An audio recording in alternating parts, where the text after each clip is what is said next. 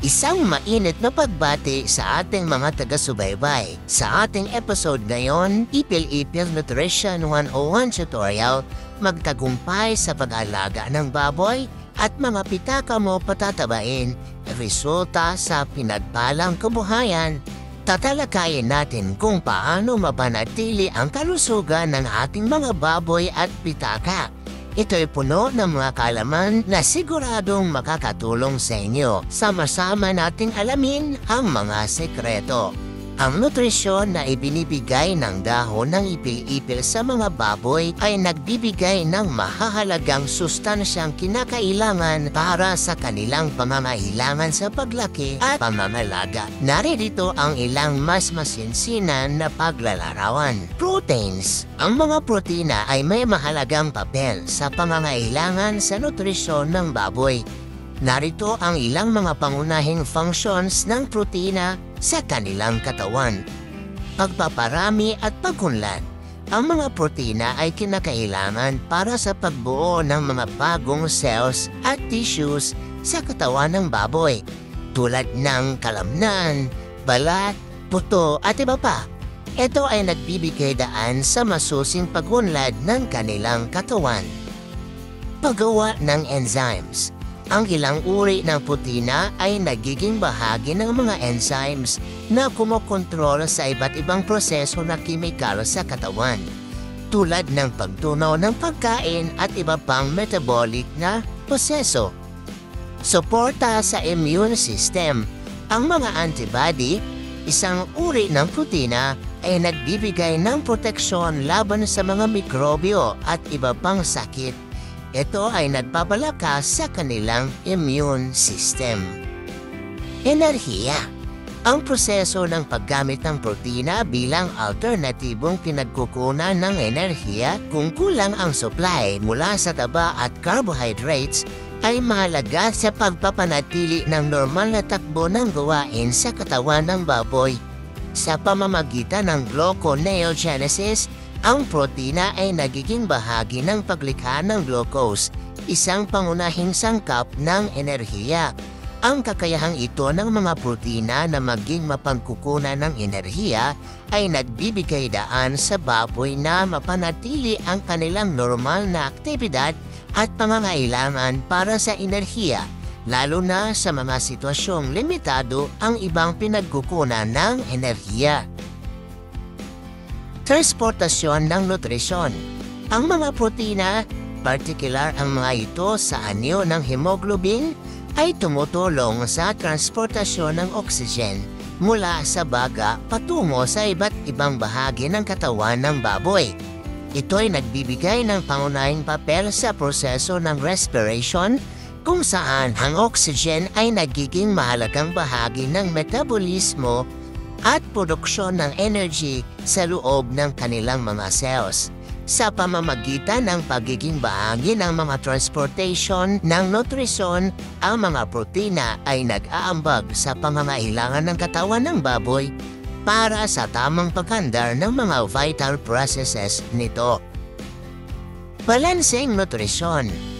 Ang protina ay hindi lamang bumubuo ng estruktura ng katawan ng baboy, kundi nagbibigay din ng mahalagang mga sangkap para sa iba't ibang gawain ng katawan tulad ng metabolic processes.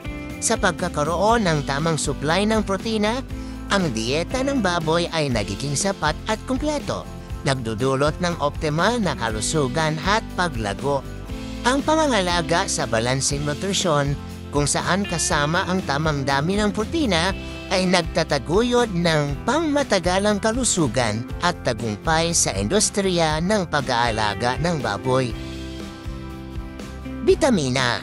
Ang mga dahon ng ipil-ipil ay naglalaman ng iba't ibang bitamina tulad ng vitamin A, B-complex at C.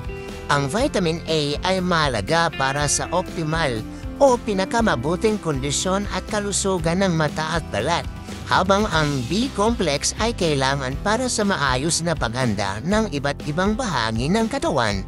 Ang vitamin C naman ay isang antioxidant na maaaring makatulong sa immune system ng depensa ng katawan ng baboy. Minerals. Ang calcium at phosphorus ay dalawang mahalagang minerals na matatagpuan sa mga dahon ng ipilipil. Ang calcium ay kinakailangan para sa pagbuo ng matibay na buto, habang ang phosphorus ay mahalaga para sa normal na paglaki at pangunlad ng mga cells and tissues. Ang tamang balanse ng mga minerals na ito ay nagbibigay ng suporta sa malusog na pangangatawan ng baboy. Fiber. Bukod sa protina, vitamins at minerals, mayroon ding fiber ang ipilipil. Ang fiber ay magsisilbing tulong sa pang-araw-araw na aktibidad o galaw ng tiyan ng baboy at maaaring makapag-ambag sa pagpapabuti ng kalusugan ng kanilang sistema sa pagtunaw or digestive system. Low in anti-nutrients.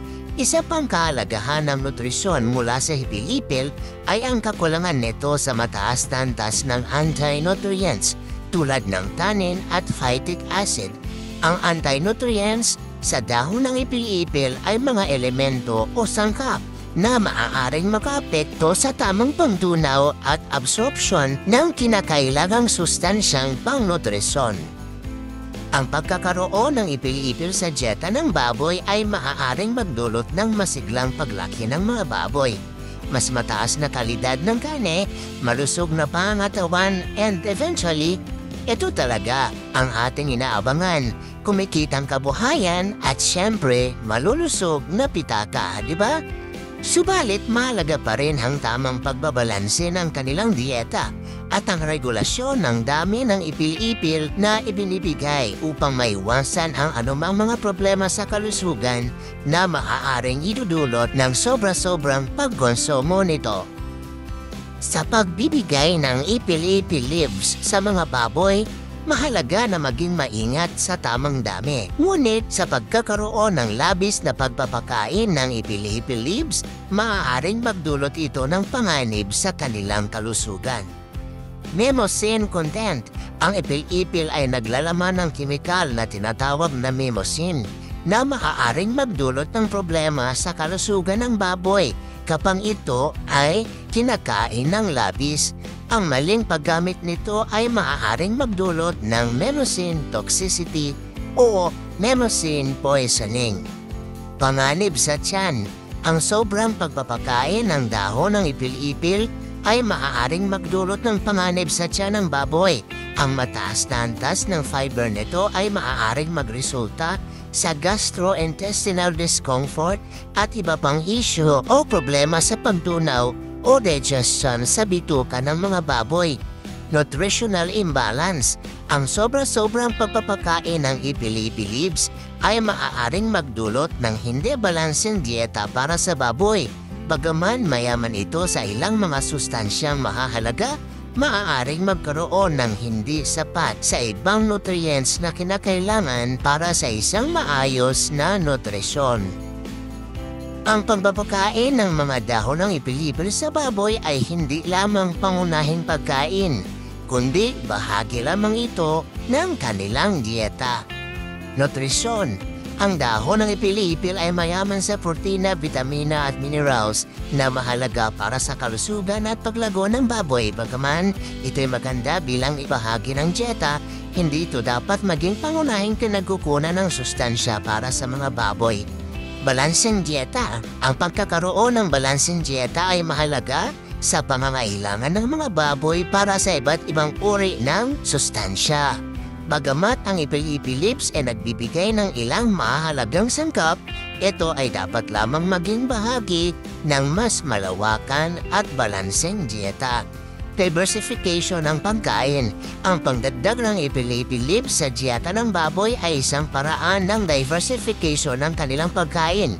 Ito ay nagbibigay ng iba't ibang sangkap at lasa, ngunit mahalaga pa rin na may kasamang iba't ibang pagkain para matiyak ang kumpletong nutrisyon ng mga baboy. Sa pagpapakain ng ipil-ipil leaves sa mga baboy, mahalaga ang maingat at wastong pamamahagi ng pagkain upang mapanatili ang kalusugan at mabigyan sila ng optimal na benepisyo mula dito. Narito ang ilang rekomendasyon. Tamang dami. Panatilihing may kaukulang dami ng ipil-ipil leaves sa kanilang dieta. Huwag ito gawing pangunahing pagkain, kundi bilang bahagi lamang ng kanilang masusing balansing dieta. Balansing dieta. Siguraduhin mayroong balansing dieta ang mga baboy kung saan kabilang ang iba't ibang uri ng pagkain at nutrisyon para sa pangangailangan ng kanilang katawan. Mag-ingat sa paggamit. Ang ipil-ipil ay naglalaman ng mnemosyne, kaya't mahalaga ang maingat na pamamahagi nito upang maiwasan ang mnemosyne toxicity o mnemosyne poisoning. Pagmamasid sa kalusugan. Obserbahan ang kalusugan ng mga baboy pagkatapos ng pagdagdag ng ipil-ipil sa kanilang dieta.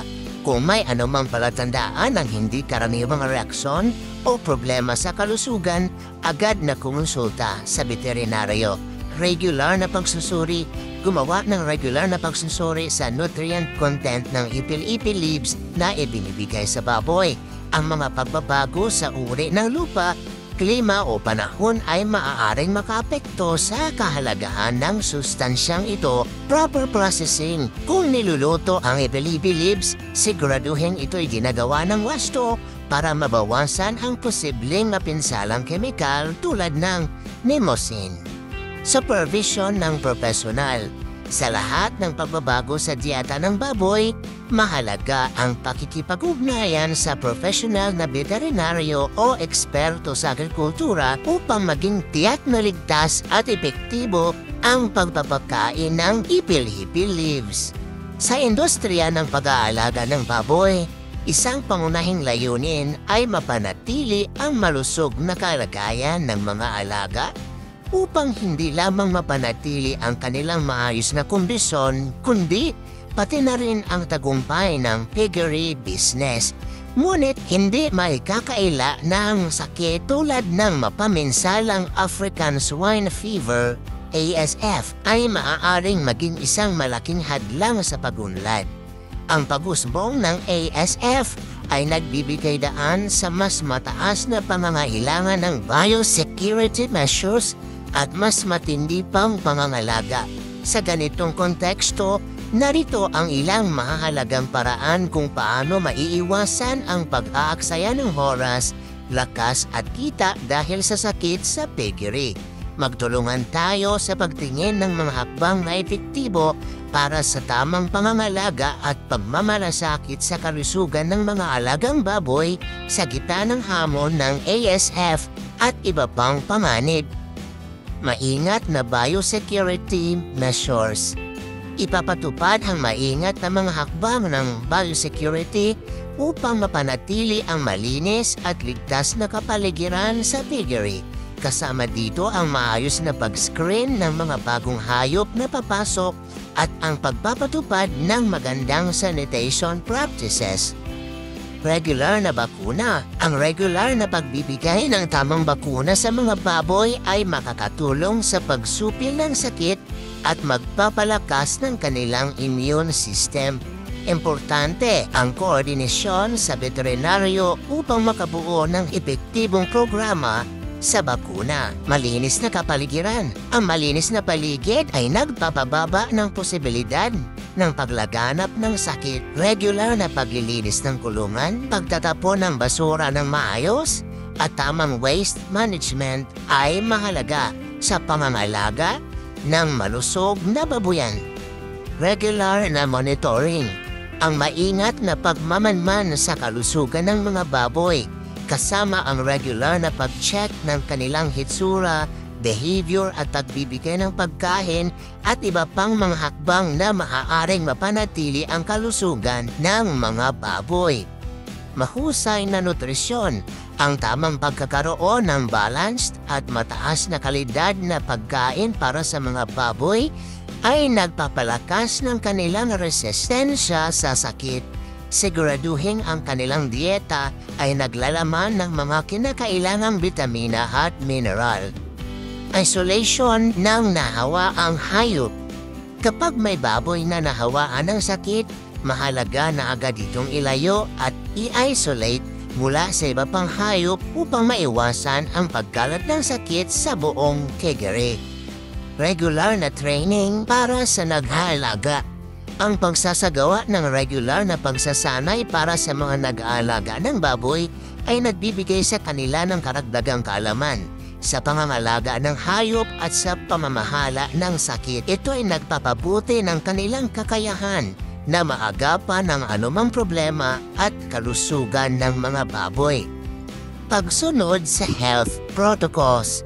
Ang pagsunod sa mga health protocols at regulasyon ng lokal na pamahalaan para sa mga pag-aalaga ng baboy ay nagtataguyod ng tamang pamamahala sa kalusugan at nagbibigay ng proteksyon sa piggery business laban sa mga legal na issue. Emergency preparedness. Ang pagtataguyod ng isang emergency response plan kabilang ang mga hakbang na kailangang gawin sa oras ng krisis o sakuna ay nagbibigay ng kahandaan sa piggery business na makayanan ang anumang hindi inaasahang pangyayari na maaaring makaapekto sa kalusugan ng mga baboy. Sa pagtatapos, nagpapasalamat ako sa inyong oras ng pagsama sa akin sa talakayang ito tungkol sa paggamit ng ipilipil bilang karagdagan sa pagkain ng mga alagang baboy. Importante ang pagbigay diin na ang aking mga kaalaman ay mula sa personal na pagsusuri at hindi mula sa professional expertise. Para sa masusing konsultasyon at dagdag na kaalaman, inirerekomenda kong kumonsulta sa mga eksperto sa larangan ng agrikultura at hayupan. Maraming salamat sa pagiging bahagi ng aking komunidad at asahan ninyo ang iba pang kaalaman at impormasyon sa mga susunod na video. Nais kong bigyang diin na hindi ako isang eksperto sa larangan ng agrikultura o piggery. Ang impormasyon na aking ibinabahagi ay mula sa aking personal na kaalaman at hindi dapat ituring na pangunahing payo. Maaaring magkaroon ng pagbabago o kumpirmasyon mula sa mga tunay na eksperto o profesional na may malalim na kaalaman sa larangan na ito. Inirekomenda kong kumonsulta sa mga eksperto bago gumawa ng mga desisyon hinggil sa pangangalaga ng hayop o sa anumang aspeto ng agrikultura. Ang lahat ng responsibilidad hinggil sa anumang epekto o resulta mula sa impormasyon na ibinabahagi ko ay dapat na ipasa sa mga kinauukulan at eksperto sa larangan. Mabuhay po tayong lahat. God bless.